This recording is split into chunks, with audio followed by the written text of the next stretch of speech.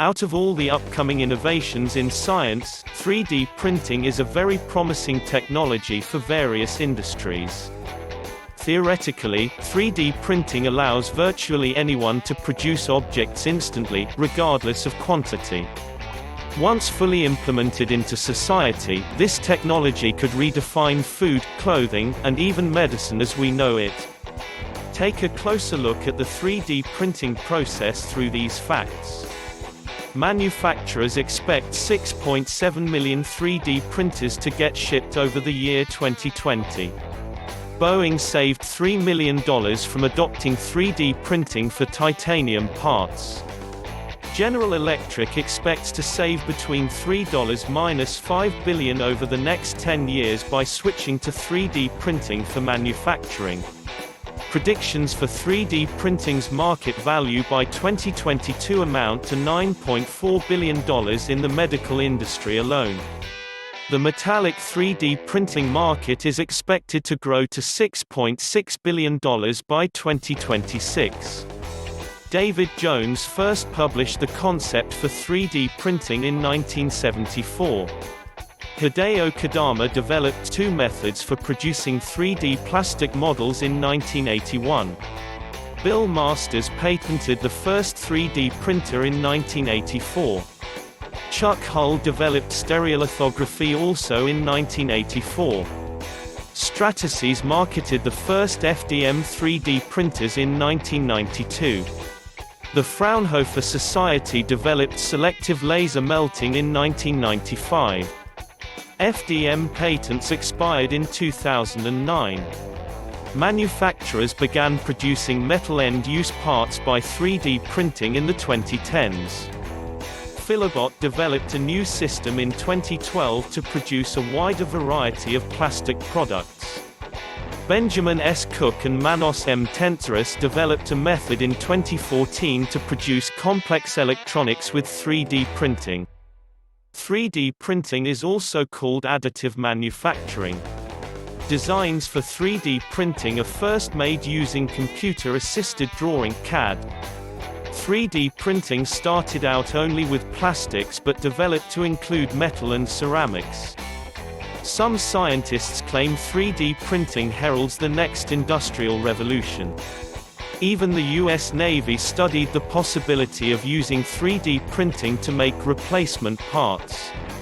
Fused Deposition Modeling (FDM) is the most common form of 3D printing today. Also called fused filament fabrication (FFF), fused deposition modeling comprises 48% of all 3D printers in use. It creates shapes through layering thermoplastic, much like how a glue gun works. These 3D printers typically create objects from the bottom up. Stereolithography uses light for 3D printing. 4. Stereolithography light carves model inside a tub of raw materials. The raw materials used are sensitive to light, hardening as it shines through them. The light cures the raw materials, hardening them layer after layer to form the subject. As each layer is completed, it's lifted out of the tub, with the model emerging in full once it's finished. Selective laser sintering (SLS) is a newer method of 3D printing. As the name suggests, selective laser sintering creates models through using lasers to fuse powdered raw materials into a final form. A common raw material used in this method is nylon. The laser heats the nylon powder to the brink of melting, which makes the material plastic and fusible into the desired shape. The printing process finishes once the model is fully fused. Selective laser melting (SLM) works like SLS. Since both 3D printing methods use lasers, SLM is often called a subtype of SLS. However, experts don't accept this classification. In SLM, lasers actually melt the raw material in layers of around 20 mm thick before welding them together. As they're welded, they form the pattern of the final subject. Unlike SLS, SLM uses metal powder instead of plastic or synthetic fibers. SLM is actually one of the most common 3D printing methods that use metal. The most advanced 3D printers can use many kinds of raw materials. Most 3D printers today use only one kind of raw material, such as plastic, cloth, or metal. Now, printing something with multiple kinds of materials requires the final object to be printed one part at a time. After this tedious process, the individual parts are fused together. However, scientists are now studying how to make a printer that can use many kinds of raw materials at the same time. Though there's still a long way to go, the medical field is already looking forward to a final design.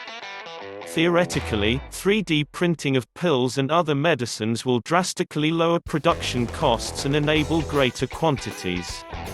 3D printing was first used to build tools and prototypes.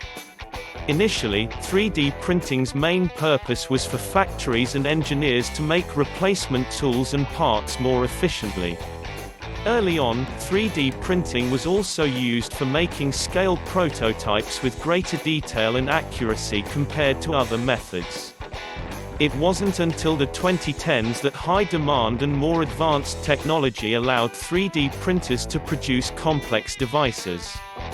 Scientists are looking into 3D printed food. This sounds something out of a sci-fi movie, but it's true. Scientists today are considering 3D printers as a food source. Currently, 3D printed food is still limited and only works with softer ingredients like cheese, chocolate, and syrup. However, scientists believe that even with those limitations, their work has promise. Scientists see potential in 3D printing as a breakthrough for people with special diets and elderly people who can't eat solid food. NASA is also studying the idea to provide food for their astronauts. Global brands are already producing 3D printed clothes and apparel.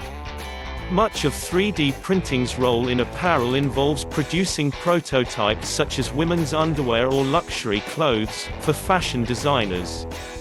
However, big brands such as Nike already use 3D printers to make shoes for American football players as of 2020. New Balance also uses 3D printers for custom-made shoes of all sports. Intellectual property is a major concern when it comes to 3D printing. Although 3D printing seems to be the future, it also threatens inventors and innovators. Interested individuals and parties have already expressed the downside of 3D printing when it comes to violating patents and copyrights. However, courts have since ruled that as long as 3D printed materials aren't sold or used for profit, then they fall under the law's fair use conditions. 3D printed weaponry is another possible downside of 3D printing. The convenience of 3D printing allows the instant large-scale production of any object, including guns. The government has since expressed concern for how this threatens existing gun regulations. So far, the issue is still protected by existing regulations. For example, making guns of your own is illegal if you aren't a licensed gun owner. It's also illegal for a single person to make guns for sale. Gun designs owned by the National Rifle Association (NRA) are subjected to additional taxes and another license before you can reproduce them. Thanks for watching this video. Please like the video and subscribe our channel.